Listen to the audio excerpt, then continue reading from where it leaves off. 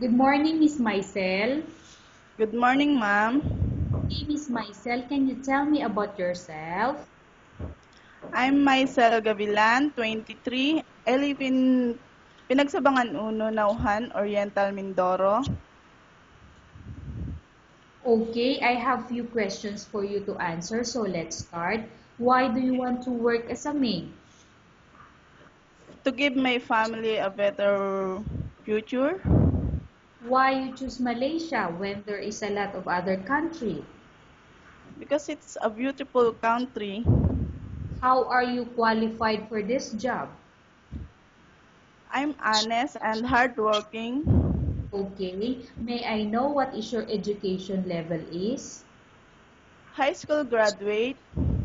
Okay, what is your recent experience? I work in Sanalit Corporation, ma'am. Okay, so may I know what is your position in there? Machine operator, ma'am. Have you worked abroad before? No, ma'am. Do you have experience of taking care of baby? Yes, ma'am.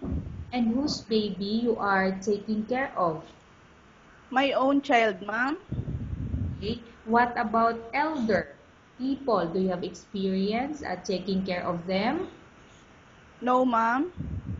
But are you willing to take care? Yes, ma'am.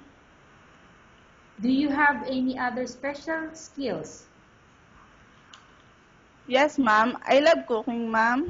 Okay. But I know how to wash clothes. Are you willing to learn new skills?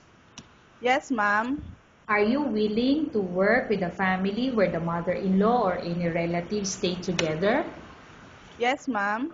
Currently, are you still working now? No, ma'am. Do you know how to cook? Yes, ma'am. What sort of food can you cook? Only Filipino food, ma'am. Such as? Adobo, sinigang, tinola. Okay. Are you Yes, aware that you will have to do washing, cleaning, ironing, and cooking? yes, ma'am. From all the house chores or household works, which do you like most?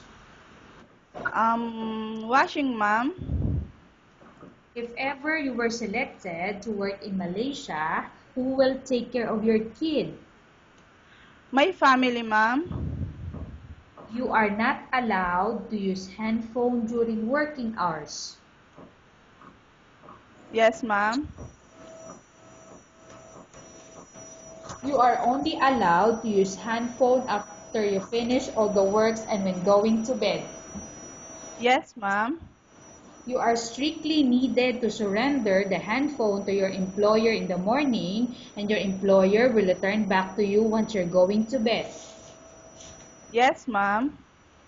If ever your employer finds out that you're abusing of using your handphone and it's affected your work performance, your employer will confiscate your handphone and you're not allowed to hold it anymore. Instead, Ye- your employer will allow you to call to your family 3 times in a month. You're only allowed to bring normal phone and you're not allowed to bring smartphone. Are you agree for the terms and conditions? I agree, ma'am. Are you agree to the rules and regulation for the handphone?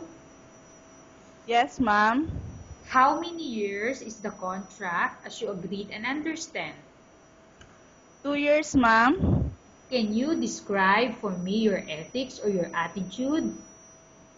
I'm honestly, ma'am, and hardworking. How can you assure to us that you will work hard in Malaysia? I assure you, ma'am, that I will end my contract to give my family a better future, ma'am. Okay, can you promise not to use the telephone without the permission of your employer? Yes, ma'am. Can you promise not to put on makeup but to dress properly while work? Yes, ma'am. Can you promise not to invite friends and relatives without the consent of your employer? Yes, ma'am. Can you promise not to ask for advance salary from your employer under any circumstances? Yes, ma'am. Do you really understand of the rules and regulation of the agency? Yes, ma'am.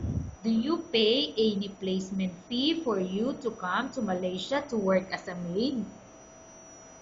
No, ma'am. Do you have any history of sickness, example breast cancer or any other illness? No, ma'am. Do you suffer from any skin diseases, allergy or physical defect? No, ma'am.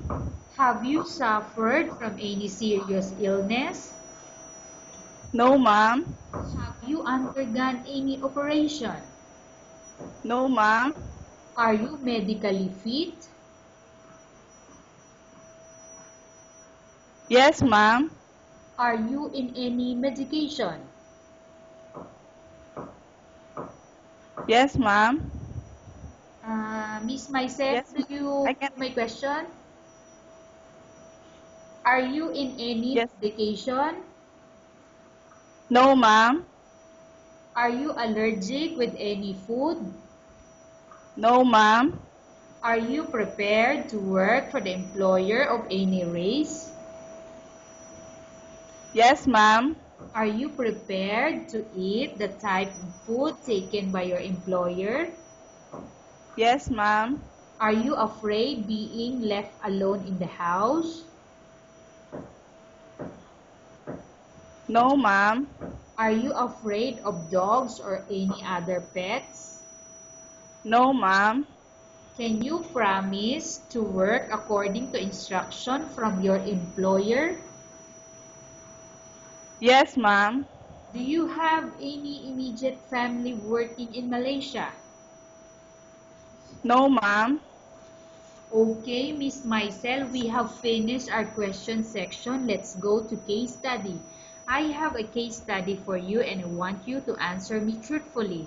Upon arrival in Malaysia within 6 months, if ever any of your family members pass away, what will you do? Will you continue to work till finish your contract or you will go back? I will continue my work, ma'am, to finish my contract. Tell us about yourself and why do you want to work in Malaysia as domestic helper? Ma'am, I need this job to give my child to reach give them a better future. Okay. Uh, Miss Maisel, what do you want to tell to your employer who watching your video?